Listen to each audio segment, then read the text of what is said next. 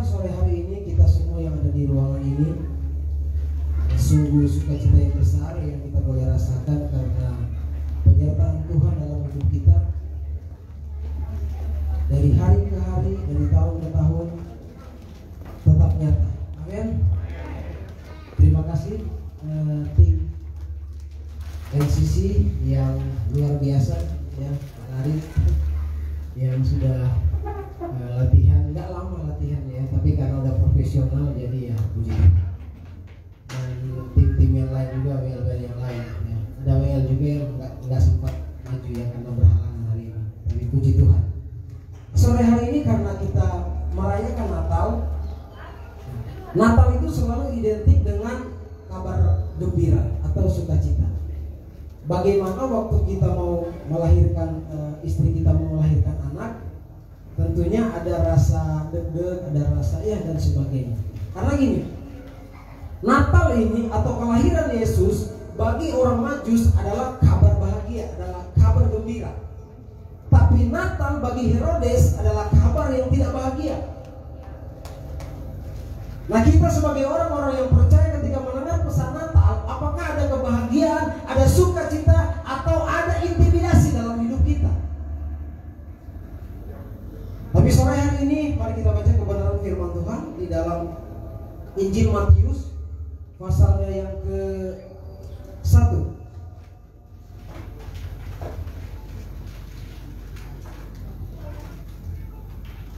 Matius 1 ayat 18 sampai dengan ayat yang ke-25. Kita baca bersama-sama.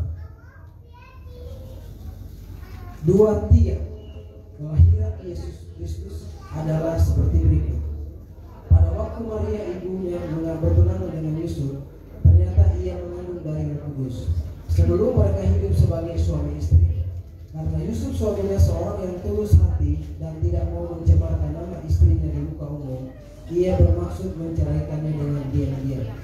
Tetapi ketika ia mempertimbangkan maksud itu, malaikat Tuhan nampak kepadanya dalam mimpi dan berkata, Yusuf anak Daud, janganlah engkau takut mengambil Maria sebagai istrimu, sebab anak yang di dalam kandungannya adalah dari Roh Kudus. Ia akan melahirkan anak laki-laki dan engkau akan menamakan dia Yesus, karena dialah yang akan menyelamatkan umatnya dari dosa mereka. Hal itu terjadi supaya genaplah yang difirmankan oleh para nabi, sesungguhnya anak darah itu akan mengandung dan melahirkan seorang anak laki-laki, dan mereka akan menamakan dia Immanuel, yang berarti Allah menyertai kita.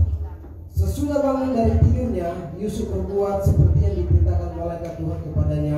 Ia mengambil Maria sebagai istrinya, tetapi tidak bersetubuh dengan dia sampai ia melahirkan anak laki-laki, dan Yusuf menamakan dia Yesus. Waktu Yesus mau lahir, pada kondisi pada waktu itu, situasi yang dialami oleh Yusuf dan Maria, situasi yang tidak enak. Mungkin sama dengan kita.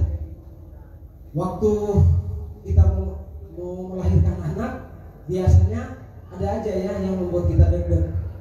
Entah itu biaya operasi atau seperti apa.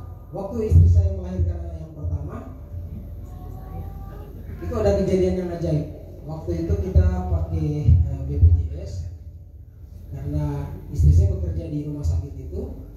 Setelah dia dioperasi, maka keluar ke dalam dari ruangan operasi, masih nunggu di ruang tunggu.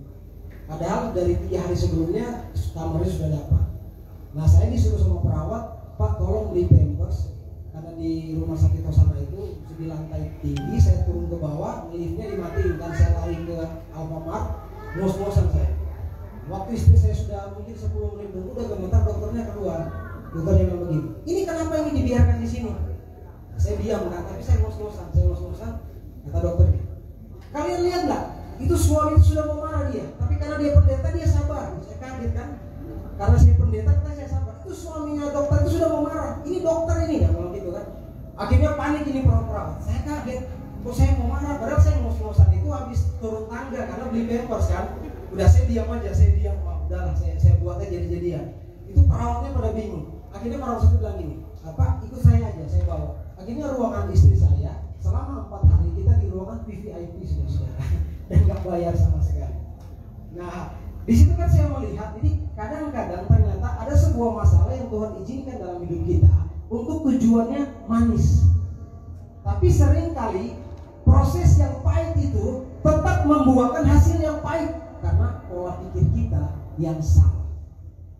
Nah, Yusuf pada waktu malaikat Tuhan datang kepada Maria dan kepada Yusuf, itu bangsa Israel itu lagi dalam keadaan yang tidak baik ya, karena pecah kerajaan itu dari mulai Salomo, Yerobeam, kemudian Rehabeam, itu kerajaan utara dan selatan ya, kurang lebih seperti itu. 12 suku Israel, 2-nya jadi satu dan 10-nya jadi satu, kerajaan utara dan kerajaan selatan. Nah, orang Israel berusaha untuk menunggu kabar baik, kabar gembira. Tapi yang datang setiap tahun dalam hidup mereka itu kabar tidak bahagia, kabar intimidasi dan sebagainya. Nah, kalau kita melihat proses kelahiran Yesus, itu adalah kelahiran yang supranatural. Daging ini tidak bisa menerima. Bagaimana mungkin Maria bisa melahirkan tanpa ada darah manusia yang terkandung di dalam pribadi Yesus, karena dia adalah manusia yang sempurna. Karena ini Natal Gereja Anugerah Bethesda dan NCC ya, saya gabung aja karena kan pagi dan sore udah jadi satu aja. Bicara tentang ciptaan baru, kalau kita mau melihat dengan mata kita nggak akan nyampe. Karena bagaimana Tuhan kita bisa dilahirkan, dikandung oleh Roh Kudus, meminjam rahimnya Maria. Nah, ini membuktikan kepada kita bahwa Roh Allah sangat bisa mengintervensi daging kita. Amin. Tapi daging ini sulit sekali mau mengatur Roh Allah.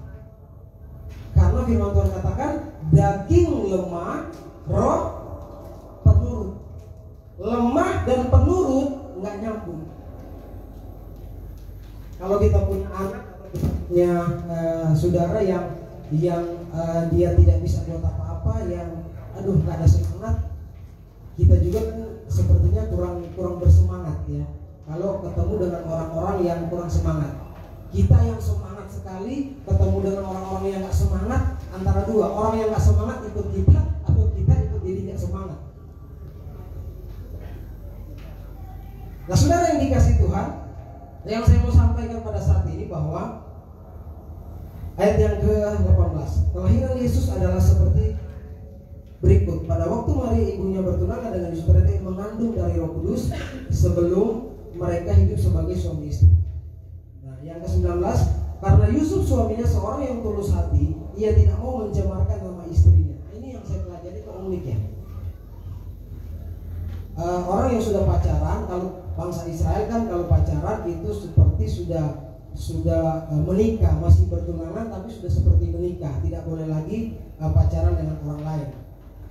Kalau kita di sini katanya sebelum janur kuning melengkung ya masih bisa. Itu beda budaya.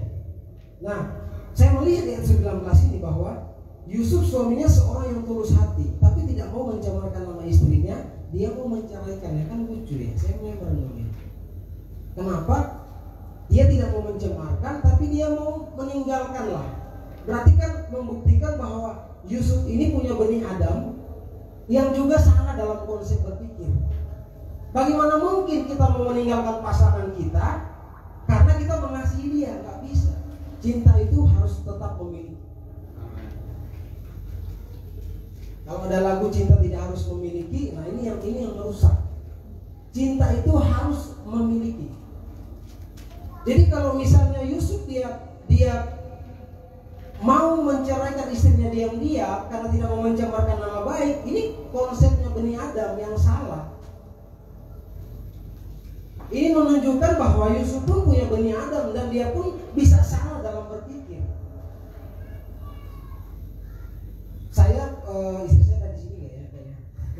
Pacaran sama istri saya 9 tahun saudara-saudara. 9 tahun. Pas 7 tahun angka sempurna putus saudara-saudara. Putus, bayangkan saudara ya. Bukan apa ya kalau saya bilang bukanlah pertemuan yang kusesali, tapi udah banyak pengeluaran saudara-saudara. Karena sering naik pesawat, naik bus ketemu gitu kan. Jadi, waduh, gimana ya, saya sudah pusing gitu ya. Aduh, udah nggak jadi aja. Sampai saya sudah pamit ke ke mertua saya sekarang, saya bilang, tante, kayaknya saya sama Grace nggak jadi gitu ya. Tapi dalam hati saya, Tuhan kok jadi kacau begini ya. Saya udah nggak, pokoknya memang kalau putus cinta itu ternyata memang sangat tidak enak, sangat tidak enak. Tapi di situ saya berdoa ya, saya bilang, Tuhan, kalau memang ini pasangan saya, Tuhan pasti akan kembalikan. Itu sudah saya doa ya. Ya saya tahu Tuhan berkati saya bukan karena doa saya, tapi karena memang kebaikan Tuhan. Itu jam 5 pagi terus tiba-tiba HP saya bunyi ya. Ting ting ting ting. Oh, saya bilang ini ada kabar baik. Ternyata Tuhan udah jaman calon saya waktu itu, dan akhirnya ya sekarang udah punya 3 anak, saudara-saudara ya. Jadi kita ini saudara mau bicara setia tidak punya kemampuan kalau kita sandarkan pada kebaikan diri. Kita sandarkan kepada saya dari keluarga terhormat, kita sandarkan kepada saya dari keluarga pendeta. Enggak, saudara-saudara. Satu saat kita pasti ngaco. Nah, saya katakan begini, kalau mau masuk surga kita karena berdasarkan perbuatan baik, saya berhenti dari setiap kegiatan agama. Karena apa? Ketika saya mau ikut Tuhan berdasarkan perbuatan baik, kekudusan yang saya jaga, ketika saya gagal, mau kemana lagi? Gagal, dan terus gagal. Tetapi benih ilahi yang ada dalam hidup kita, konsep Allah dalam hidup kita, itu yang akan terus membuat kita semangat dalam hidup ini. Kalau kita sudah gak jatuh, ya mau bilang apa? Kita sudah gagal, mau ngecewakan orang, mau bilang apa? Ya tetap jalan aja. Gak bisa kita sudah jatuh, kita sudah gagal, kemudian kita, sudahlah kalau begini ya ngapain? Tuhan sudah marah sama saya. Enggak, saya bilang, sampai kapanpun Tuhan bilang seperti Bapa sayang kepada anak-anaknya, demikian Tuhan sayang kepada kita yang mengasihi Dia. Jadi untuk datang ke Tuhan bukan hanya dilabelkan kepada orang-orang yang menaati agama. Saya katakan apapun kondisi kita, ketika kita datang di hadapan Tuhan, Dia tetap menerima kita apa adanya. Sukacita Natal yang harus kita pahami dalam hidup ini, saudara-saudara. Di sini saya melihat ya bahwa ketika Yusuf mau menceraikan istrinya, tapi malaikat Tuhan datang.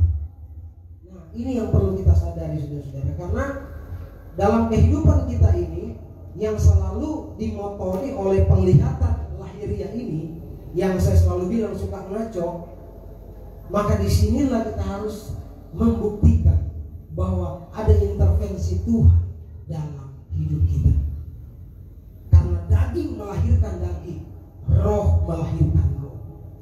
Jadi kalau kita mau jadi orang Kristen yang percaya kepada Yesus yang maksimal di dalam dunia ini, saya katakan bahwa izinkan Tuhan, izinkan rohnya mengintervensi daging ini. Ketika Tuhan berkata kepada Ayub, di Ayub yang pertama Tuhan katakan Ayub adalah orang yang saleh. Tuhan tahu nggak Ayub akan di kemudian hari akan salah. Tuhan tahu, saudara-saudara. Jadi inilah kehidupan kita. Sebagaimana Yusuf dan Maria, mereka ketika mau dipercayakan kehadiran Tuhan, maka ada orang-orang yang tidak suka. Ada orang-orang yang akan terus memprovokasi.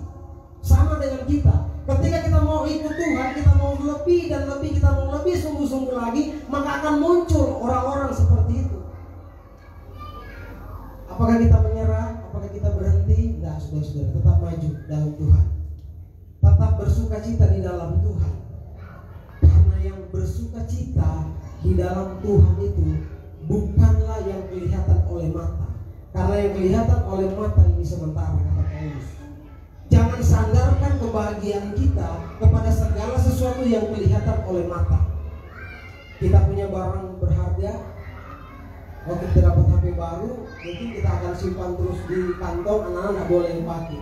Tapi kalau kita udah bosan dengan barang itu, saudara-saudara, kadang-kadang anak dijatuhin ya kita biasa aja. Seperti itu, karena bosanan hidup ini, jenuh kalau kita mau sandarkan kepada benih ilahi ini. Satu saat kita pasti akan merasa tidak nyaman. bahkan mungkin dengan istri kita, dengan suami kita, itu real, kita nggak bisa bantah. Tapi kalau kita mau sadarkan kepada penglihatan ini, saudara-saudara, itu pasti mengecewakan. Tapi kalau kita mau sadarkan, firman Tuhan bilang begini, percaya segala sesuatu, mengharapkan segala sesuatu.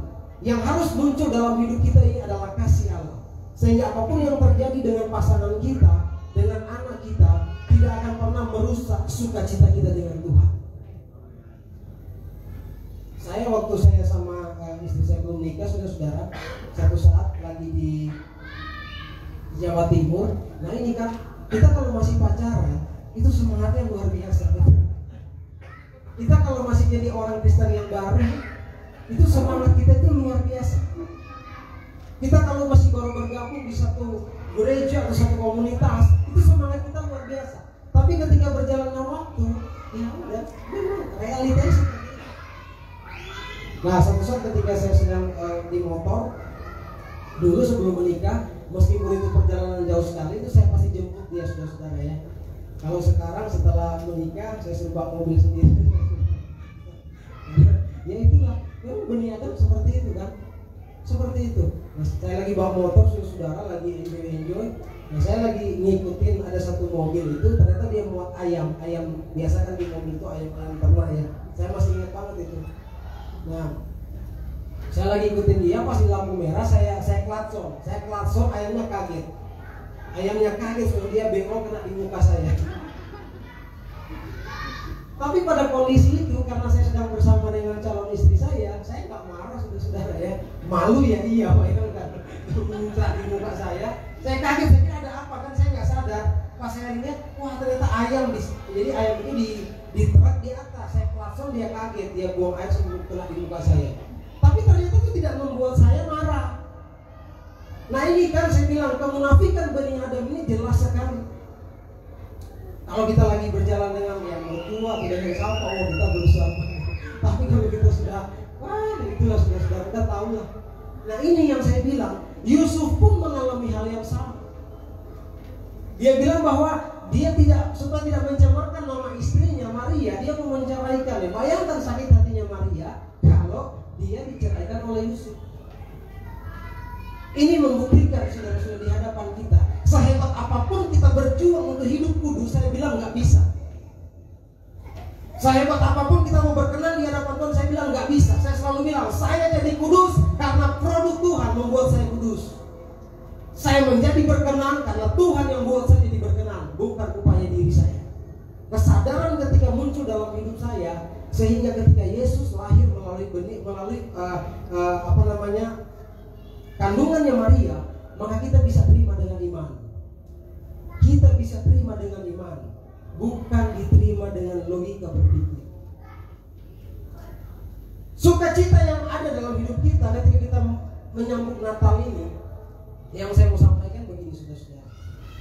1 tahun kita akan lewati, maka di pertengahan tahun atau di bulan depan, pesan Natal itu mulai tergeser lagi dalam hidup kita. Kita kembali lagi pada rutinitas dunia yang semeraut ini, saudara-saudara. Saya bilang semeraut, ya iya memang. Urusan dunia ini yang sangat semeraut. Tetapi kalau kita sadar bahwa setahun ini kita sudah dengar firman ini, bahwa meskipun Yusuf bisa ngawur dalam hidupnya, tetapi roh ilahi sanggup mengintervensi kehidupan Yusuf. Nah, saya mau katakan, sadari selama 1 tahun ini, apapun kondisi yang kita alami, kita terpuruk, kita jatuh, gagal, percayalah bahwa Allah sangat bisa mengintervensi daging ini untuk keluar dari setiap persoalan yang kita hadapi, saudara. Dan ini dibutuhkan kesadaran demi kesadaran. Kita sebagai kepala keluarga, ya lumayan saudara-saudara, bagaimana mengurus saya jelaskan di sini. Saya salah satu pengurus ya di majelis pusat gereja Anugerah Bethesda sebagai departemen multimedia. Ketika saya mendapat tugas untuk keliling Indonesia, aduh Tuhan, saya bilang saya belum sanggup karena harus mikirin perintisan di sini dan harus pokoknya harus keliling lah. Saya bilang begini, sudah saya bilang ke ketua saya bilang, saya lebih bangga saya berdiri di mimbar saya walaupun masih perintisan daripada saya berdiri di mimbar-mimbar yang megah tapi punya orang. Saya lebih bangga berdiri di mimbar saya sendiri. Jadi ketika saya mengundurkan diri, kemudian ya dipercayakan di daerah. Kalau di daerah masih sangat terjangkau, masih Jawa Barat ya. Karena kalau di majelis daerah nggak harus mikirin di Sabang sampai Merauke, tapi kalau di pusat yang dipikirin di Papua di mana lah saya. Sehingga apa berdampak dalam pengurusan anak-anak saudara-saudara. Saya harus akui bahwa kadang-kadang dengan istri saya, ketiga anak saya ini, ya mungkin jarang saya ajak doa bareng ya. Karena kalau mau ajak doa bareng, ya memang nggak bisa. Dalam arti dua orang itu kalau udah mau doa bareng ya berantem saudara-saudara ya. Jadi ya mau doa bareng tiba-tiba ada yang udah jatuh satu. Gimana mau sukacita kita? Nah, akhirnya saya kadang-kadang jadi jeleknya begini saudara. Ketika ketemu dengan istri gitu, saya bilang, oh puji Tuhan ya anak-anak udah tidur. bukan puji Tuhan ya kita udah doa bareng sama anak ya. Enggak, puji Tuhan anak-anak udah tidur. Ya karena memang inilah yang saya, dengan kesibukan yang ngurusin ini, secara manusia merasa maksimal nggak bisa. Tetapi itu yang saya sadari, 2 tahun saya melayani di tempat ini, saya buka perintisan ini. Itu dorongan yang ada dalam hidup saya, itulah yang saya selalu bilang. Bahwa kalau ada dorongan ilahi dalam hidup ini, meskipun daging ini terbuat dari tanah, dia bisa melakukan apa saja yang tidak bisa dilakukan oleh orang yang tidak mau melakukan. Tapi yang ada dalam hidup saya ini bukanlah apa yang saya rencanakan. Banyak yang saya rencanakan gagal total, saudara-saudara. Ada banyak program saya untuk pelayanan di tempat ini gagal total. Ada rasa kecewa dalam hati saya, Tuhan kenapa begini, Tuhan kenapa begini. Tapi ketika sadar bahwa ada Roh Allah yang mengintervensi saya, maka disitulah saya bilang, Tuhan kadang-kadang mengganggu aktivitas kita di sini untuk menyelamatkan kita di sini. Tuhan kadang-kadang mengizinkan atau bisa dibilang ya itu saya bilang mengganggu apa yang kita mau kerjakan di sini untuk menyelamatkan kita dari sini. Saya alami waktu tahun 2004 saya pertama ke Jakarta di Cipinang. Bayangkan kita sudah pekerja, saya sudah cuci semua mobil, sudah bersih gereja, sudah mau berangkat, tiba-tiba keberanian begini. Luki, nanti kamu jaga gereja ya. Tuhan bilang, ini nasib pekerja kan begini sudah beresin semua, ya jaga gereja. Ada opanya yang sakit. Nah, kesel. Udah saya nonton aja ya. 2004 itu saya nonton aja sama opa yang udah di kursi roda. Ada rasa kesel. Nah, saya lagi nonton Metro TV. Tiba-tiba berita itu muncul. Bus yang dari rombongan gereja itu kecelakaan. Sampai ada anak yang keluar dari kursi dan mental di kaca. Nah, saya kebayang kalau saya ikut, saya kan suka karena norak dari kampung datang, saya kan duduk paling depan ya. Berarti saya nancap di situ saudara-saudara ya. Saya nancap. Jadi saya bilang bahwa seringkali Tuhan mengganggu aktivitas kita di sini untuk menyelamatkan kita, tapi kita seringkali tidak mengerti. Kita seringkali tidak paham. Anak saya sudah bilang jangan ke situ, licin. Ternyata dia lari di situ, brak gitu kan, marah dia. Saya bilang kan tadi sudah bapak bilang jangan ke situ licin. Apakah saya mengizinkan anak saya jatuh? Ini konsep yang salah tentang Tuhan. Seringkali kita jatuh memang karena ulah kita sendiri. Kita bilang Tuhan sedang mengizinkan saya. Kalau saya bareng anak saya di jalan dia jatuh, dia bilang papa mengizinkan saya, marah sama anak saya. Enak aja masa papa ngizinin kamu jatuh? Enggak. Rencana Tuhan dalam hidup kita saya bilang selalu baik. Amin. Rencana kita yang sering tidak baik. Rencana Tuhan dalam hidup kita selalu baik. Jadi kalau kita mau lihat dari kebaikan Tuhan, saya bilang begini, kita nggak usah pusing ketika Tuhan bilang, oh Tuhan marah sama kita. Anak saya, dia tak pernah pusing kalau saya mau marah, karena dia tahu kemarahan saya tidak akan membuat dia sampai mati. Nah kalau dengan Tuhan kita melayani Tuhan baik-baik, terus kita bilang kita takut dihukum Tuhan, ngapain? Kita jadi orang tidak produktif, saudara-saudara, karena takut diancam. Kalau kecil orang tua suruh kamu pergi ke kebun ya, terus kita tanya, Pak tadi suruh apa Pak? Kamu pergi ke kebun Pak. Pak sorry tadi apa Pak? Langsung ditendang saudara. Karena pada cambuk sapi itu sering habis di kaki saya ya waktu kecil. Jadi melihat apa yang terjadi kepada Yusuf ketika dia punya niat, ini membuktikan, saya bilang tadi, ini membuktikan bahwa sekelas Yusuf pun yang dari keturunan Raja Daud, tapi punya benih yang sama dengan Adam, sehingga dia punya niat yang tidak baik. Yang saya bilang, niat yang tidak baik dari orang, ketika Tuhan rubah, itu bisa menjadi niat yang baik dalam hidup kita. Ada ayat bilang begini, ada orang yang mereka-rekakan, siapa yang bilang begitu ya? Ayatnya, ada orang yang mereka-rekakan yang jahat, tapi Tuhan membuat baik dalam hidup saya. Jadi ketika saya melayani Tuhan, saudara-saudara, ketika ada orang yang sudah saya bantu, ada jemaat yang sudah saya bantu, kemudian dia nggak datang lagi, nah, muncul kan gaya lama dalam hidup saya yang sering saya dengar pada senior-senior saya. Biar aja dia nggak datang, nanti Tuhan yang berurusan dengan dia. Itu gaya-gaya lama. Saya bilang ke istri saya nggak mau. Saya bilang gini, kalau ada orang yang sudah saya bantu, kemudian dia tidak mau datang lagi sini, saya bilang nggak masalah. Tuhan akan kirim orang yang baru daripada orang itu. Karena apa? Kadang-kadang kutukan kita ini banyak. Saya pernah dikutuki oleh pendeta, saudara-saudara. Pernah dibilang saya nggak akan berhasil dalam hidup ini. Tapi ketika dia datang ke sini dan dia melihat, langsung dia tulis di Facebook, mantan pengerti berhasil. Padahal dia udah pernah bilang saya nggak akan berhasil dalam hidup ini. Ketika saya undang, maka dia tulis di Facebook, pengerti berhasil. Ya puji Tuhan. Jadi apa saya bilang gini saudara, kadang-kadang sebagai gembala, ketika kita mengintervensi jemaatku, dia tidak akan berhasil. Kamu jangan percaya itu saudara. Karena yang ngomongin itu benih Adam, bukan benih ilahi. Kalau benih ilahi nggak mungkin ngomongin begitu. Karena orang kalau dia berbicara berdasarkan benih Adam, tanah liat, maka yang sering dia bilang itu hal-hal yang tidak baik.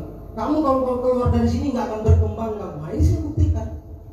Kamu kalau keluar dari sini kamu nggak akan. Nah, saya bilang begini saudara-saudara, yang ngomong hal-hal yang tidak baik dalam hidup saya itu benih Adam. Kalau benih ilahi itu yang baik yang ngomong dalam hidup saya. Penilaian saya terhadap seseorang kalau berdasarkan benih Adam saya, maka itu tidak baik.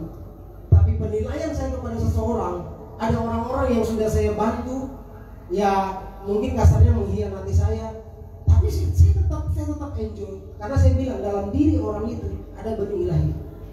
Benih ilahinya dia nggak bisa berdosa. Sama dengan yang ada dalam hidup Yusuf. Malaikat Tuhan atau Tuhan tertarik dengan Yusuf bukan melihat benih Adamnya, karena dia sudah punya niat yang nggak baik. Tapi karena ada benih ilahi dalam hidupnya, sehingga Tuhan sanggup mengintervensi Yusuf cara berpikirnya. Dan melalui Yusuf dan Maria lah Yesus dilahirkan dan dibesarkan, dan dia menjadi Tuhan kita, bukan manusianya. Tapi Yesus dikandung oleh Roh Kudus. Ini clear saudara-saudara. Kalau orang tanya Tuhan kamu manusia enggak, saya bilang Tuhan saya bukan manusia daging. Tuhan saya dikandung dan dilahirkan secara supranatural oleh Roh. Itu Yesus Kristus. Untuk dia menjadi sama dengan kita. Jadi sudah dikasih Tuhan bahwa Natal ini bukanlah label kita bersuka cita, kita pesta pora. Ya kalau di daerah saya memang selalu identik dengan itu. Tapi kalau bagi saya Natal di tempat ini, di mana kita harus menyadari bahwa Tuhan sanggup mengintervensi hidup ini. Di tahun yang akan kita lewati, tahun 2022, percaya ke kita tentang intervensi Tuhan, sekalipun kita ada niat yang tidak baik dalam hidup ini. Karena dia sungguh mengasihi kita. Mengasihi Tuhan bukan berdasarkan penilaian kita, tapi kita dikasihi Tuhan karena memang penilaian Tuhan terhadap kita. Jadi yang saya mau katakan di sini, jangan pernah takut saudara-saudara. Jangan pernah takut, melangkah aja. Saya bilang begini, lebih baik saya gagal daripada saya tidak mencoba. Itu konsep berpikir saya. Dan akhirnya saya gagal. Memang gagal. Tapi apakah saya berhenti dalam hidup ini? Tidak. Kita harus terus maju dalam hidup ini, saudara. Maju di sini bukan sekedar kata-kata di mimbar. Tapi maju di sini cara berpikir kita yang harus dirubah. Di dunia ini Tuhan mempercayakan keluarga kepada kita. Bagaimana pertanggungjawaban kita kepada keluarga? Bangun relasi dengan banyak orang. Cari sahabat, jangan cari musuh. Cari banyak orang yang mau bersahabat baik dengan kita. Cari. Kalau kita sudah pernah mengecewakan orang, saudara-saudara, ya sudahlah, kita minta maaf aja. Tapi kalau ada orang yang sudah mengecewakan kita, saya selalu bilang begini, Tuhan saya tidak pernah mengecewakan saya. Kalau ada orang yang sudah mengecewakan saya bilang, ada orang lain yang Tuhan akan kirim untuk menghibur saya dan untuk memberkati saya. Ini konsep, sehingga tidak ada penghukuman dalam hidup saya. Melihat orang enjoy saya, melihat orang saya ada masalah, saya lihat orang. Kenapa? Karena dalam orang yang terhukum, dia akan suka menghukum orang lain. Ya, di kampung anak-anak 5 nih ya, lagi main-main, tiba-tiba ada rumah berbunyi, tunggu itu datang gitu kan, pasti ini. Siapa tadi ya? Lihat aja. Oh ini om.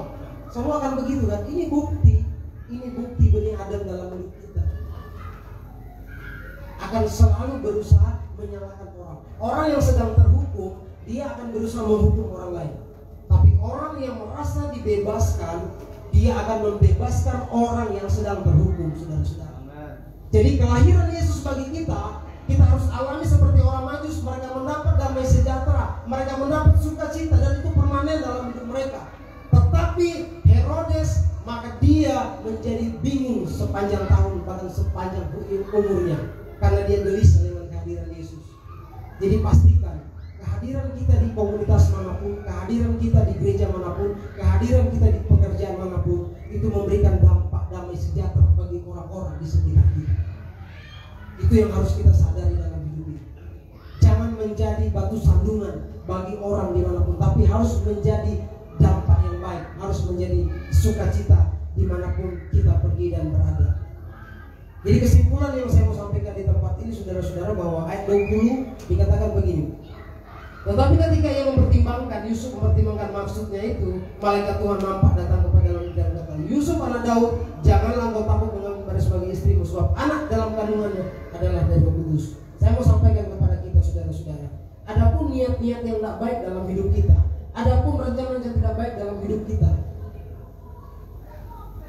tapi ketika kita sadari itu, ataupun kita nggak sadar sekalipun,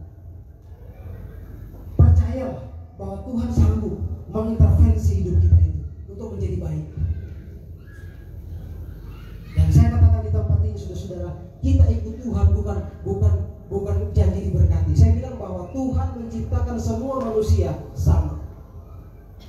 Urusan berkat itu urusan kita masing-masing. Saya nggak bisa bicara di tempat ini, karena saya begini, karena saya terendah. Kita terjebak di pola itu. Saya selalu bilang, saya diberkati bukan karena upaya diri saya. Saya diberkati karena Tuhan sungguh-sungguh memberkati saya. Dan ketika Tuhan sudah memberkati saya menunjukkan apa berkat Tuhan dalam hidup saya. Dan baru berapa kali kita melakukan bakti sosial, udah ada yang protes, pamerlah dan sebagainya. Dia bilang kemana aja selalu ada ini komunitas, ini pelayanan, sudah ya sudah aja pokoknya maju aja, berdampak aja, udah gitu aja. Kalau mau dengar omongan orang, ya saya bilang kalau itu benar, ya udah saya minta maaf. Tapi kalau nggak benar, dialamatkan ke saya, ya sudahlah. Lebih baik kita ketemu di kafe minum kopi, saudara, daripada mau dengar kata-kata orang. Karena seharusnya akui, kata-kata orang ketika dinancap di hati kita akan berpengaruh nggak baik, saudara. Kata-kata orang yang tidak baik. Ini saya alami, karena saya mengalami itu. Ketika ada satu orang berkata bahwa kamu tidak akan diberkati, kenapa saya tidak diberkati? Karena saya keluar dari pelayanan itu, saudara. Ada saksinya teman saya yang lagi dia datang, dia ke guru ya. Tapi ketika itu nancap di kepala saya, nggak bisa tidur, saudara-saudara. Saya bilang, Tuhan, pendeta yang ngomong itu, Tuhan, gimana Tuhan? Tapi saya terus bilang, enggak Tuhan, saya bilang, kalau yang ngomong itu karena benih Adamnya, ya udahlah, benih Adam saya juga yang akan mentalkan itu. Tapi kalau dia ngomong itu kepada saya dan saya buktikan, saya buktikan intervensi manusia yang tidak baik atau hal yang tidak baik itu bisa kita ubah menjadi baik, saudara-saudara. Dan itu indah di hadapan Tuhan. Jadi firman Tuhan pada siang hari ini, saya tidak akan berbicara banyak tentang Yesus. Kita sudah tahu dia adalah Tuhan yang baik. Tuhan itu bukan sekedar dipelajari, tetapi dia harus kita nikmati dalam hidup ini. Intervensi Tuhan itu jadi roh Tuhan itu bukan hanya dicurahkan di loteng Yerusalem, ya, tapi roh Tuhan itu juga bisa datang bagi kita. Dia mengintervensi kita. Yang udah bilang diperlukan nggak diperlukan, saya nggak bahas itu. Tapi yang di sini yang namanya kita manusia, namanya ada benih ilahi. Itulah yang bisa connect dengan benih Allah, benih ilahi, yaitu benih roh dalam hidup kita. Jadi sadari itu, dan kita katakan bahwa di tahun 2022 ini semua rencana-rencana kita,